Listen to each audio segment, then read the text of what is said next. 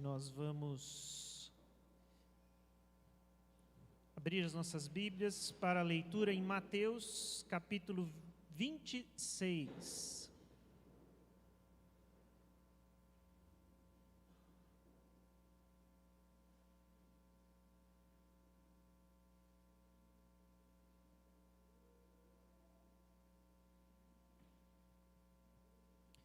Mateus 26, a partir do versículo 36.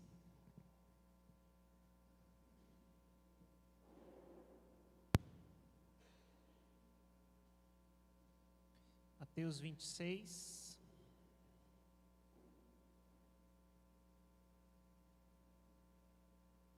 A partir do verso 36. Jesus no Getsemane.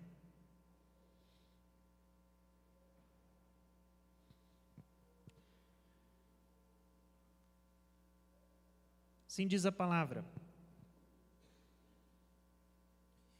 Então Jesus foi com seus discípulos para um lugar chamado Getsemane e lhes disse: sentem-se aqui enquanto vou ali orar.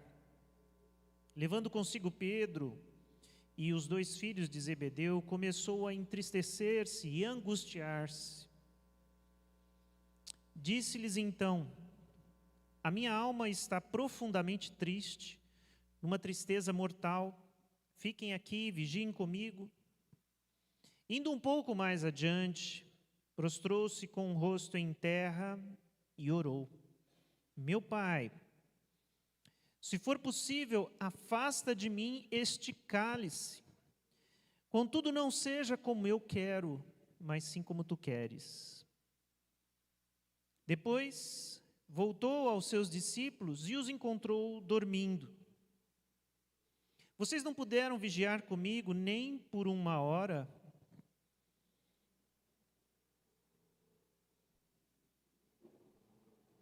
Perguntou ele a Pedro. 41. Vigiem e orem para que não caiam em tentação. O espírito está pronto, mas a carne é fraca. Retirou-se outra vez para orar.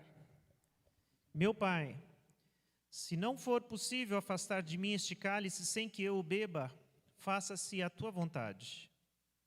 Quando voltou, de novo os encontrou dormindo, porque seus olhos estavam pesados. Então os deixou novamente, orou pela terceira vez, dizendo as mesmas palavras. Depois voltou aos discípulos e lhes disse: vocês ainda dormem e descansam? Chegou a hora. Eis que o Filho do Homem está sendo entregue nas mãos de pecadores. Levantem-se e vamos. Aí vem aquele que me trai. Até o versículo 46. Deus, nosso Salvador, Senhor, pedimos Tua graça, Tua presença, Tua ação, Senhor, Tua voz, no momento da leitura da Tua palavra, para que o Senhor fale conosco de uma maneira clara e nos fale da Tua vontade. Nos fale do Teu querer. Nos fale o que o Senhor quer de nós. Se revele a nós. Essa é a nossa oração, Senhor, que fazemos no nome de Jesus. Amém. Amém. O tema da nossa reflexão de hoje é o tema Tempo de Despertar. Tempo de despertar. E eu queria, inicialmente, chamar sua atenção para algo que nós temos nesse episódio, nesse momento tão crucial na vida de Jesus. Há tantos detalhes aqui tão importantes, a gente poderia fazer reflexões e mensagens bastante diferentes.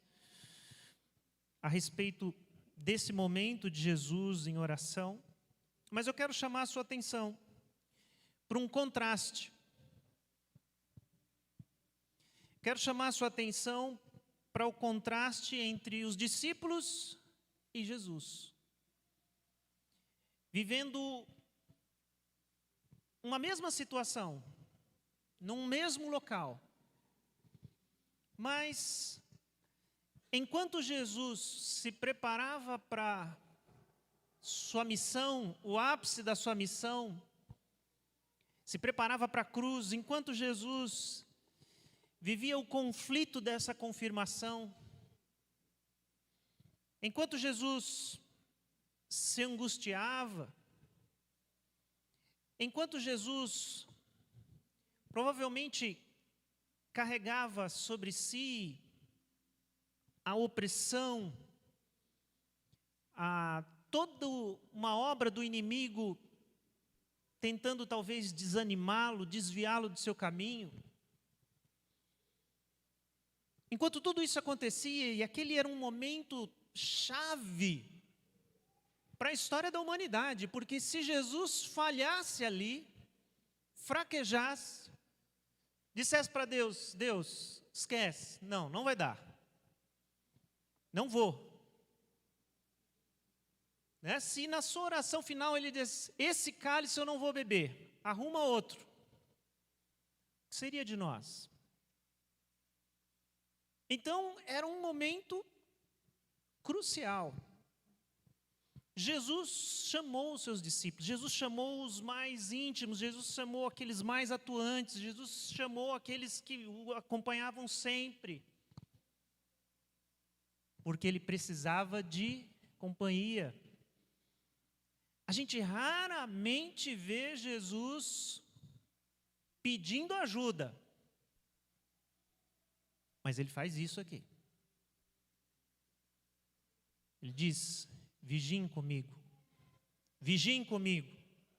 orem comigo,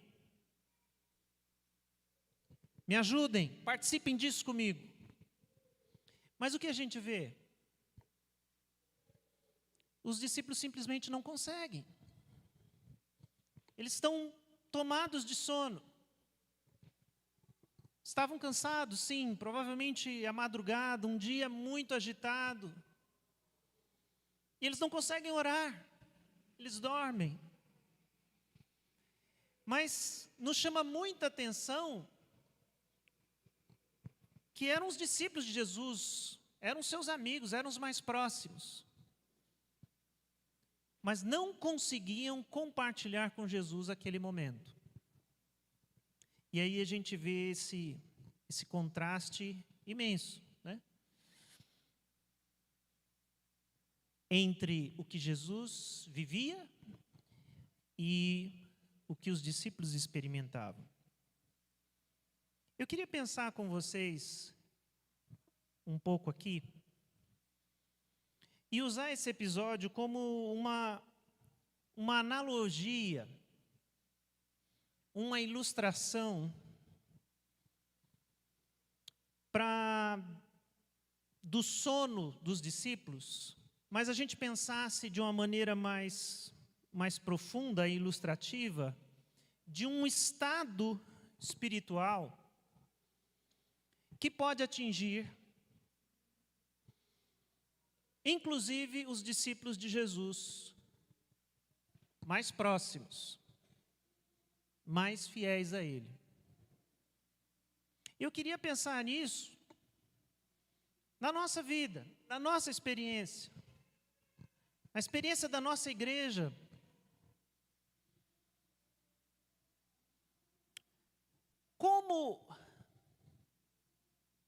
Onde nós estamos nessa história? Essa é uma pergunta aqui. Muitas vezes, o que nós temos é exatamente esse contraste. Nós temos a perspectiva, a realidade de cristãos apáticos, inertes, amarrados, imobilizados, não conseguem sair do lugar. Sabe, você já teve aquilo de você estar dormindo e você está sonhando, e é um pesadelo, porque de alguma forma você sabe que aquilo é um pesadelo, não é uma consciência muito clara, e você quer acordar, você quer sair daquilo e não consegue, aquilo é angustiante, né? Você sabe que é um sonho, ou que de alguma forma, né, alguma coisa ali te diz, sai daí. Você tenta e aí quando você acorda é aquele alívio.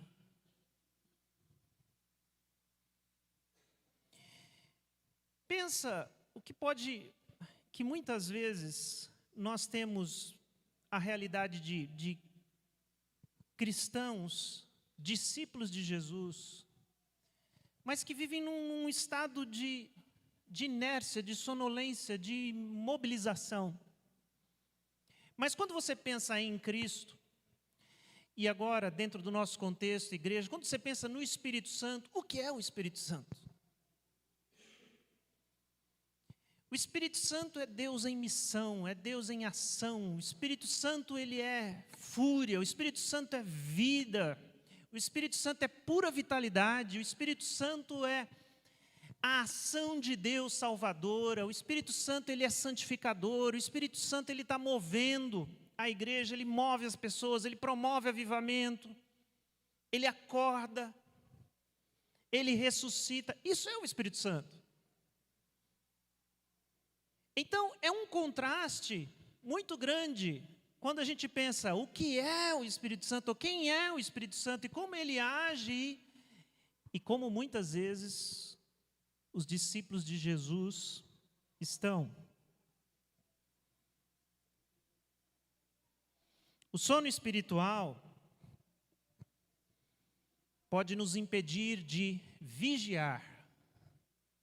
Jesus chama os seus discípulos a vigiarem, permaneçam acordados, vigiem. Esse é um tempo difícil. E aí uma frase de Jesus pode ser bastante significativa, e a gente pode pensar como um convite para nós, para a igreja. Essa palavra que é uma exortação e um chamado.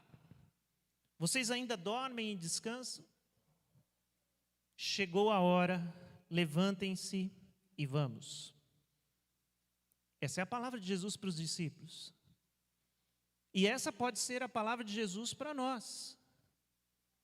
Vocês ainda dormem, descansam, estão aí parados? Chegou a hora. Levantem-se e vamos. Isso faz lembrar a palavra do anjo quando Jesus foi assunto aos céus, depois de ressuscitado, e os discípulos estão lá, né? Claro, aquela coisa maravilhosa, aquela cena, aquilo. E o anjo fala: o que vocês estão aí olhando para o céu? Aquele que foi é aquele que voltará. E ele vai acompanhá-los e vai para a vida, vai para a missão, vai para aquilo que ele espera de vocês. Então, eu queria pensar com vocês agora, usando essa metáfora do sono como um estado espiritual do qual precisamos ser acordados, como um exercício para a gente fazer enquanto lê as Escrituras. E eu quero ler com vocês alguns outros textos que nos falam dessa condição e que nos exortam ao chamado de Jesus. Em primeiro lugar, quero ler com vocês um texto que afirma que nós somos do dia e que não somos da noite. Nós somos do dia. O que isso significa? Vamos olhar aqui a palavra. Paulo enriquece aqui essa metáfora de uma forma que nos ensina coisas muito importantes. Vamos ler primeiro o texto. 1 Tessalonicenses 5, de 6 a 10. A palavra diz assim: portanto, não durmamos como os demais, mas estejamos atentos e sejamos sóbrios. Pois os que dormem, dormem de noite, e os que se embriagam, embriagam-se de noite. Nós, porém, somos do dia. Sejamos sóbrios, vestindo a couraça da fé e do amor e o capacete da esperança da salvação. Porque Deus não nos destinou para a ira, mas para recebermos a salvação por meio do nosso Senhor Jesus Cristo. Ele morreu por nós, para que, quer estejamos acordados ou dormindo, vivamos unidos a Ele. Aqui Paulo vai para além da figura do sono e resgata uma outra metáfora, a metáfora do dia e da noite. E ele diz: há quem seja, existem aqueles que são do dia, e existem aqueles que são da noite. E a gente pode usar essa figura para falar sobre personalidade, para falar sobre tipo de jeito de ser, de uma maneira neutra, sem nenhum juízo de valor. Por exemplo, existem pessoas que são aquelas pessoas altamente motivadas, acordam cedo, acordam sorrindo, né? Gosta de fazer academia cedo, gosta de, né, já acorda dando bom dia para todo mundo. E fim de semana, ele não tem trabalho, mas acorda cedo também, porque é do dia. Esse tipo de gente, de noitinha assim, já começa a encostar, não consegue assistir um jornal, nada, já está dormindo no sofá. Gente do dia. Tem outro tipo de gente, que é aquele que todo dia para levantar cedo é um sofrimento. Não pode ser que faça isso todos os dias, mas todo dia vai ser um sofrimento. E ele levanta e ele demora 1 hora, 2 horas até acordar. Ele levanta, mas acordar é só depois de um tempão. Tem que tomar muito café. Né? A pessoa, até o humor, assim, até começar a responder bom dia, vai demorar bastante. Entendeu? Você pergunta se ela quer fazer alguma coisa de manhã. Não quer fazer nada de manhã, só aquilo que é obrigação quando for. Mas essas pessoas vai passando o dia, vão se motivando, vão se animando. E são pessoas que se precisar trabalhar à noite, trabalha. Se precisar virar à noite estudando, faz. Não tem problema, são motivadas, são... Jeito de ser, né? Personalidade. Isso não é... As pessoas são diferentes. Mas aqui, Paulo usa algo que é diferente. Aqui há um juízo de valor. Ser uma pessoa da noite e ser uma pessoa do dia, aqui em Paulo é ser uma pessoa da luz e ser uma pessoa das trevas. Ser uma pessoa da noite é ser uma pessoa acordada para a escuridão, é ser uma pessoa acordada para aquilo que foge da luz. O engraçado dessa metáfora, dessa analogia, é que ela tem uma conexão com a realidade. Porque ele fala aqui da embriaguez. Quem é da noite se embriaga à noite. Então tem um aspecto prático de que quem quer fazer coisa errada, né, à noite parece que é o tempo de fazer coisa errada. Né? Quem quer se perder é na noite que se perde. Quem quer chutar o balde, quem quer fazer coisa que não pode ser visto, é na noite que se faz. E pelo jeito isso é desde sempre. Porque Paulo está citando isso, está falando daqueles que se embriagam na madrugada. Isso é desde sempre, né, pelo jeito. Então ele fala, existem aqueles que são da noite. E na noite se embriagam, e na noite buscam aquilo que é mal. E essas pessoas dormem para o dia. Mas o que ele diz aqui? Ele fala, nós somos do dia. Nós não temos medo da luz. Nós queremos a luz. Nós queremos o dia. Nós queremos o trabalho. Nós queremos a vida às claras. Nós não temos nada a esconder. Nós somos do dia. Nós somos acordados para a luz e as obras da luz e dormimos e estamos mortos para as obras das trevas. Porque para Paulo isso é muito claro. Ele tem muitas metáforas de vivo para uma coisa, morto para outra. Vestido de algo, despido de outro.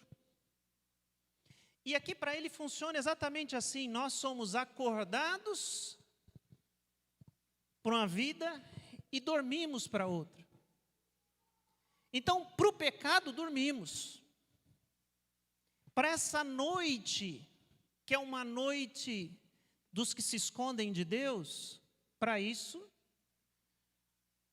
nós dormimos, não temos disposição. Porque ele entende que é uma troca de vida. Então, quando a gente aqui faz a reflexão, é tempo de despertar, por que somos chamados a despertar? Essa é uma razão teológica. Nós devemos despertar porque nós somos do dia.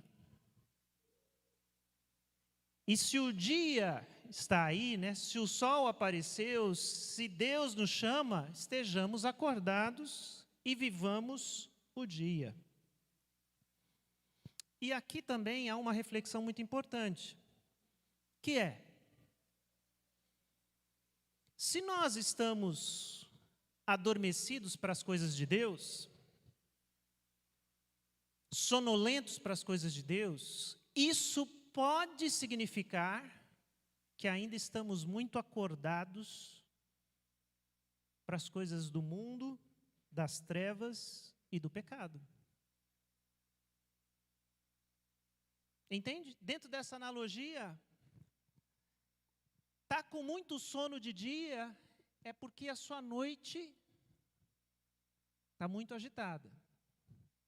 Mas você entende o que eu estou falando? Eu estou aqui usando uma analogia. Quem está muito acordado para o mundo, para as trevas, para o pecado, tem sono em relação ao dia e às coisas de Deus. Mas nós somos chamados para despertar, acordar e viver o dia, que esse é o nosso chamado. Segundo lugar, por que devemos despertar? Porque os dias são maus e é preciso remir o tempo. Os dias são maus e é preciso remir o tempo.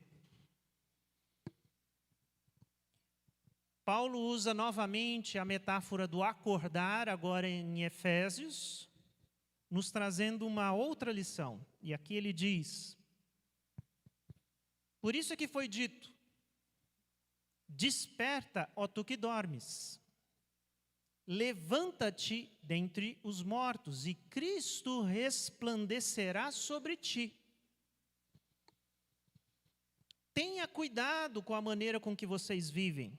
Não sejam insensatos, mas sábios, aproveitando ao máximo cada oportunidade, porque os dias são maus. Olha como ele é claro dentro dessa analogia aqui na primeira parte do versículo 14. Desperta tu que dormes, levanta-te dentre os mortos, Cristo resplandecerá sobre ti, como se Cristo fosse o próprio sol. E ali ele diz, isso tem relação com a maneira que vocês vivem. Não sejam insensatos, mas sábios, remindo o tempo, aproveitando ao máximo cada oportunidade, porque os dias são maus. Então, a segunda razão aqui, da necessidade do despertar, é porque não há tempo a perder.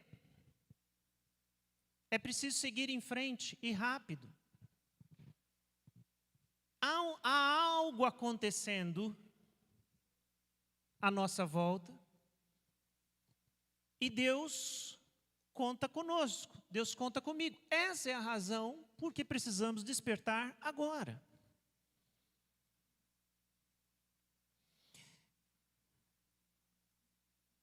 Assim como os discípulos ali foram chamados por Jesus,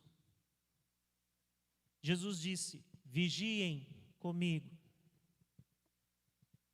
Nós somos chamados, vocacionados a vigiar com Ele. Há uma missão a ser cumprida. Deus está em missão.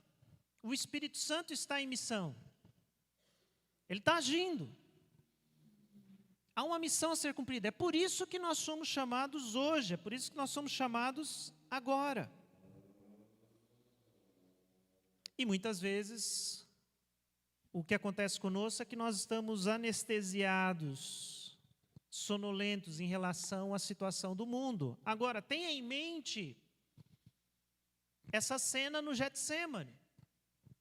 Jesus ali, na sua exaustão, se colocando diante de Deus, se humilhando, discernindo a vontade dEle, mas dizendo, seja feita a tua vontade.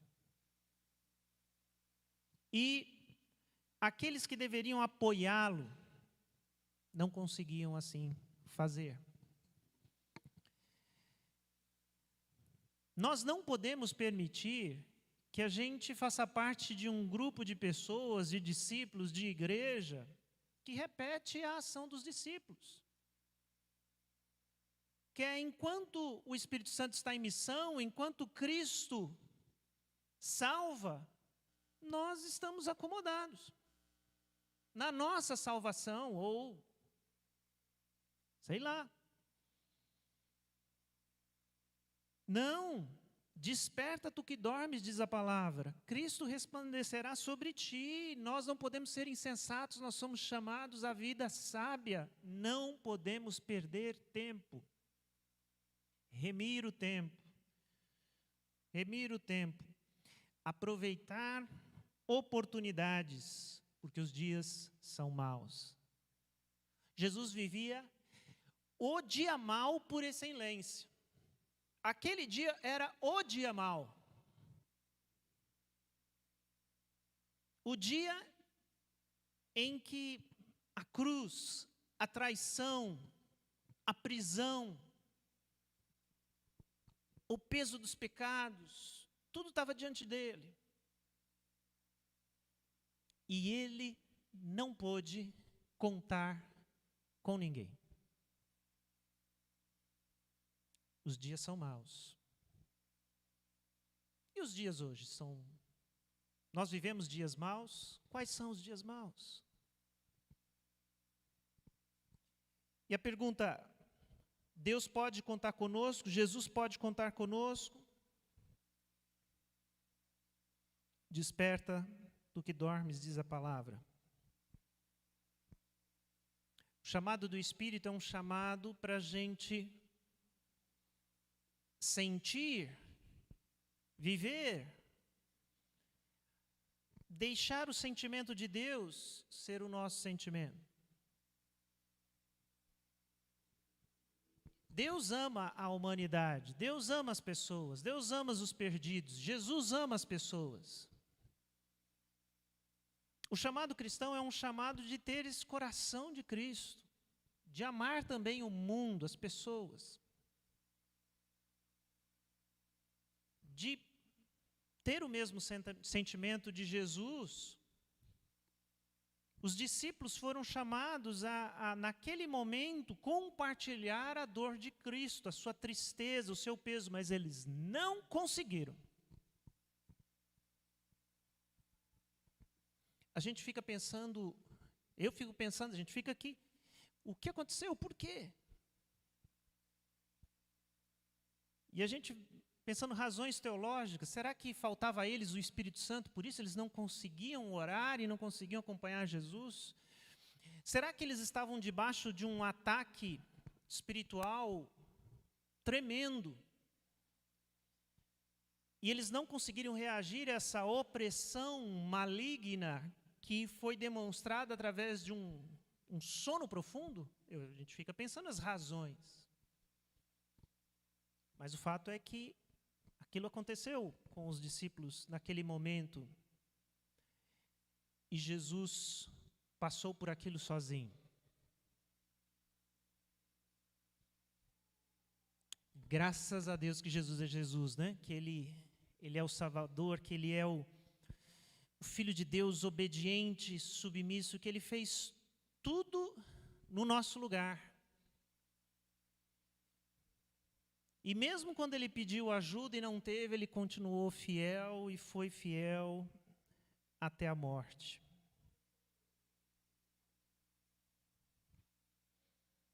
Será que nós estamos em sintonia com o coração de Jesus? Os dias são maus, é preciso remir o tempo. E em terceiro lugar, nós precisamos despertar porque iremos em breve prestar contas de nossa vida. Nós iremos em breve prestar contas de nossa vida. Queria trazer uma palavra de Jesus que fala sobre isso. Aqui também uma parábola, uma metáfora que Jesus usa para falar sobre vigilância. Ele diz: estejam prontos para servir, conservem acesas as suas candeias, como aquele que espera seu senhor voltar de um banquete de casamento, para que quando ele chegar e bater, possam abrir-lhe a porta imediatamente. Felizes os servos cujo senhor os encontrar vigiando quando voltar. Eu lhes afirmo que ele se vestirá para servir, fará que se reclinem à mesa e virá servi-los. Bem-aventurados os servos que estiverem o quê? Acordados, vigilantes. Essa é uma palavra para quem? Para os discípulos de Jesus, para a sua igreja, para aqueles que são seus. Estejam acordados quando ele chegar. Porque se ele chegar e você não está acordado, significa que você não está pronto. Prontidão. Prontidão é o princípio da vigilância. A gente fala que vigiar. O que é isso? Pastor, não entendo esse conceito, vigiar. O que é isso? Prontidão é o princípio da vigilância. Quem vigia, vigia porque não sabe quando será solicitado. Se alguém aqui já trabalhou na área de segurança, vai entender qual que é o princípio da segurança, da vigilância, prontidão.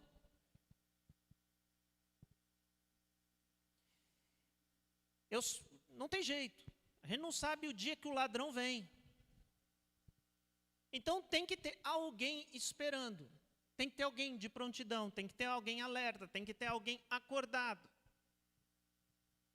Esse é o princípio da vigilância. Porque naquele momento em que você for solicitado, é agora, é agora. Você está ali, você está pronto, você está acordado, você está... E a palavra nos chama a isso. A vida espiritual nos chama a isso. O cristão vigia.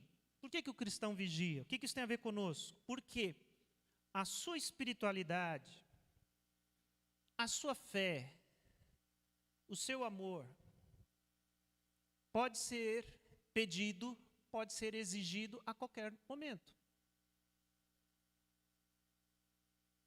Ou você sabe a hora em que você vai precisar exercer a sua fé de uma maneira concreta? Você não sabe. Você sabe a hora que você vai precisar, né, exercer todo o seu amor cristão? Você não sabe. Você sabe a hora que você vai precisar exercer a sua espiritualidade, e ali os frutos do Espírito têm que aparecer, paciência, longanimidade, domínio próprio? Você não sabe. E a vigilância é estar acordado, porque chega um momento na vida que é agora. Agora, tenha fé, agora. Seja cristão, agora. Demonstre amor.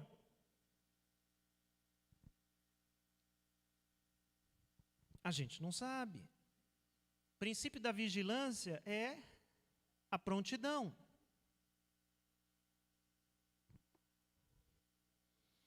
Isso é a vida cristã. Porque a religiosidade, ela é completamente diferente. Na religiosidade, eu me comporto como se eu soubesse exatamente o momento em que eu sou exigido, né, de vestir minha roupa de cristão. Então, na religiosidade é assim, irmão, domingo. Dá umas 4 horas, você já começa a mudar, né, o seu vocabulário. Você já começa a respirar mais fundo. Você já vai, né, porque às 18 horas, você vai ser um cristão. Você vai louvar a Deus, você vai estar lá na igreja, você vai cumprimentar os irmãos com a paz do Senhor. Você vai falar mais manso. Você vai estar com a sua Bíblia. Está muito bem planejado. Isso é religião. Isso é religião. Porque a vida cristã, eu não sei que horas que eu vou precisar ser discípulo de Jesus. Isso é o princípio da vigilância. É a prontidão. Se precisar agora, aqui estou. E veja que é nesse aqui ou no versículo anterior que ele fala de armadura. É no outro, né? É no de Tessalonicenses. Tem até uma armadura. Uma mini armadura, né? Não é igual a de Efésios, toda completa, mas tem a couraça da fé e do amor e o capacete da esperança da salvação. A armadura também é um símbolo, eu já falei sobre isso, né, outra vez, sobre o bombeiro, né, o bombeiro.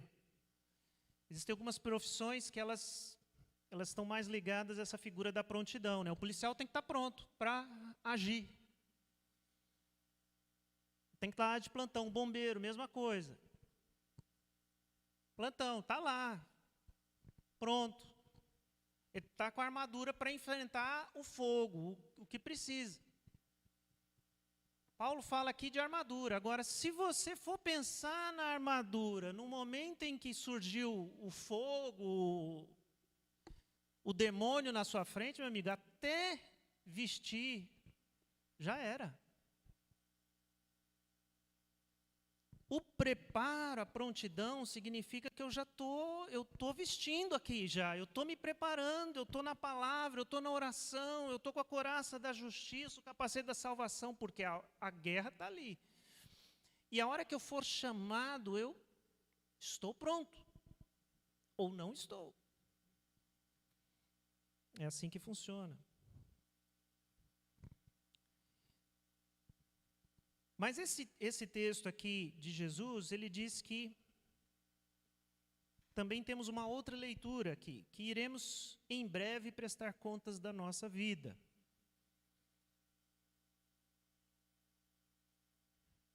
Em breve iremos prestar contas da nossa vida.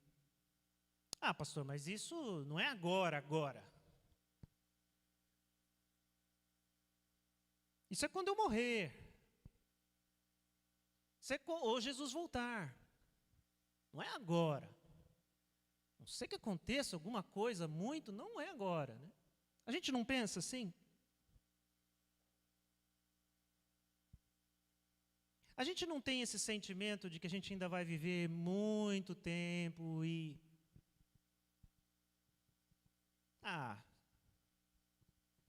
eu sei que eu tenho muita coisa para fazer, que eu sei que eu poderia estar mais envolvido, eu sei que eu deveria, né, abraçar o reino de Deus, a missão. Eu ainda vou fazer isso.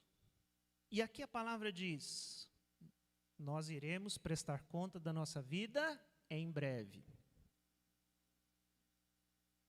Jesus alerta, se você não estiver pronto, quando o Senhor vier, sua lamparina vai estar acesa?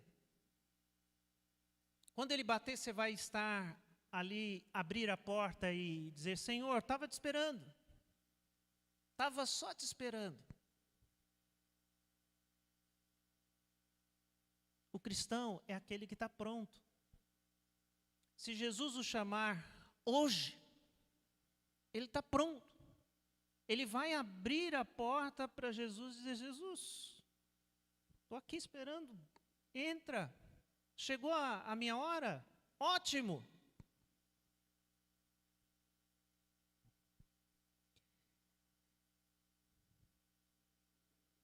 Às vezes existe uma falta em nós de um senso de finitude e de prazo. E a gente tem essa sensação de que a gente ainda tem muito tempo. Mas nós devemos ter essa consciência. É tempo de despertar, porque em breve nós iremos prestar contas da nossa vida. E eu termino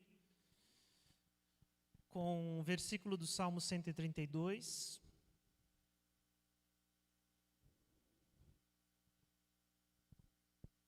Essa palavra que resgata também um sentimento de vigilância, de vigília, e que fala muito do coração do povo de Deus, do discípulo, daqueles que entenderam o seu chamado, sua vocação, que estão em missão, que estão ali no Getsêmani com Jesus. O salmista diz, não entrarei na minha tenda e não deitarei no meu leito. Não permitirei que meus olhos peguem no sono, nem que as minhas pálpebras descansem, enquanto não encontrar um lugar para o Senhor, uma habitação para o poderoso de Jacó. Aqui o salmista estava preocupado com o santuário de Deus. Como eu posso descansar, né? Pensa o salmista, se Deus não tem um santuário apropriado, uma casa, um lugar consagrado a Ele, e ele está totalmente imerso nesse sentimento, vigilante, fala, enquanto essa tarefa, enquanto isso não for cumprido, não vou descansar. Esse sentimento, ele expressa algo que existe no povo de Deus. Porque o povo de Deus é um povo que enxerga o que precisa ser feito. E aqui tem algo assim, que faz parte da nossa espiritualidade, né? Ao mesmo tempo que nós temos um chamado ao descanso, à graça, mas o cristão é aquele também que existe um incômodo permanente dentro do seu coração, que é o da missão, o do amor, que é esse chamado para fazer parte daquilo que Deus está fazendo no mundo, que o Espírito Santo está fazendo. Eu acho muito interessante poder conversar com pessoas cristãs, consagradas, muitas vezes pessoas que a gente admira, tem como referência e pensa, nossa, mas essa pessoa, esse irmão, essa irmã, esse missionário é uma bênção. E quando você conversa com essas pessoas, eles estão, mas eu queria tanto fazer isso, eu queria tanto... Essa pessoa continua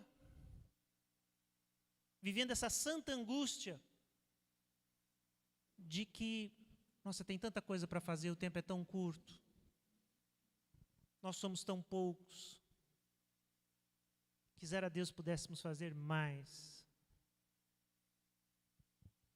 Então, queridos, que a palavra desta noite é essa. Existe um contraste imenso entre o que é o Espírito Santo hoje e o que nós somos. E o nosso desafio é ouvir esse chamado que é de Jesus, e só Ele pode nos chamar dessa forma. Só Jesus pode dizer para discípulos que dormem, levante-se, vamos. Chegou a hora, tempo.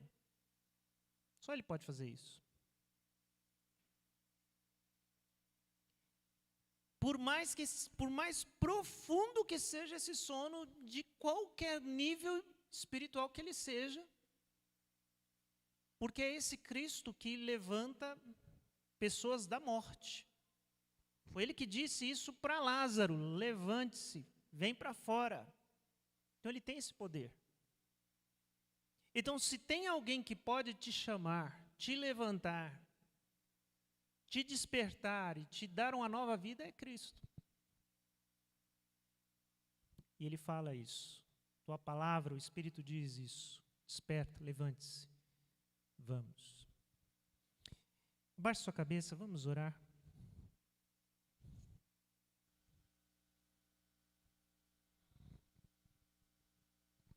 Senhor Jesus, queremos aqui confessar, Senhor, que nós muitas vezes somos sim como aqueles discípulos que na angústia do Getsêmani dormem profundamente. Ó Deus, confessamos aqui que muitas vezes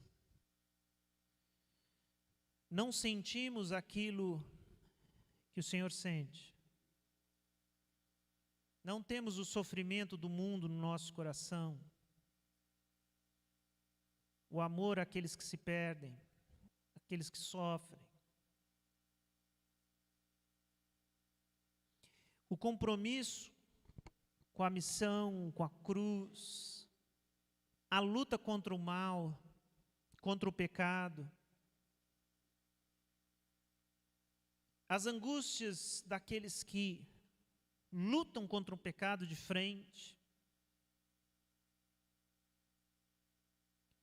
Mas, Senhor, se o Teu Espírito nos acordar,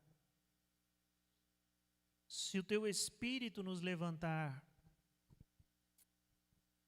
nós seremos, Senhor, pessoas do dia, pessoas que encaram a luz, a Tua luz, e permitem que essa luz resplandeça em nós e nos ilumine, nos aqueça, e mostre tudo que há de errado e sujo em nós, porque andar na luz significa essa exposição àquilo que o Senhor faz em nós. Faça isso, Senhor, faça esse milagre nas nossas vidas. Nós precisamos, cada um de nós, do Teu milagre. Desperta-nos, ó Deus. É o nosso pedido. No nome de Jesus. Amém. Amém.